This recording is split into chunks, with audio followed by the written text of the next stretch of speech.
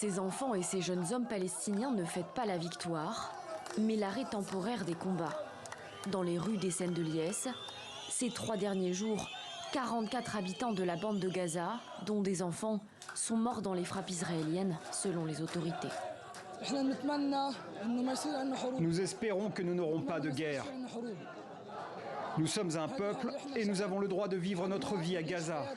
Nous ne voulons pas de guerre tous les ans ou tous les 2 jours.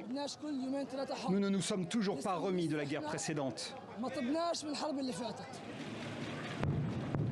Jusqu'à 23h25 dimanche, les frappes aériennes sont tombées sur Gaza. Une réponse, selon l'armée israélienne, à des tirs de roquettes dirigés vers le sud du territoire israélien. Ils ont été interceptés par le dôme de fer. Depuis, le cessez-le-feu négocié grâce au médiateur égyptien semble tenir. Pour combien de temps? Le djihad islamique a en tout cas obtenu une contrepartie à la trêve. Après de vigoureux efforts égyptiens et internationaux, et à la lumière de l'engagement égyptien à œuvrer pour la libération du cheikh Bassam al-Saïdi et du prisonnier Khalil Awaoudeh, nous, le mouvement du djihad islamique en Palestine, confirmons que nous respecterons le cessez-le-feu tant que l'ennemi y adhérera. Israël a rouvert des points de passage ce lundi, permettant l'entrée de camions de carburant dans la bande de Gaza.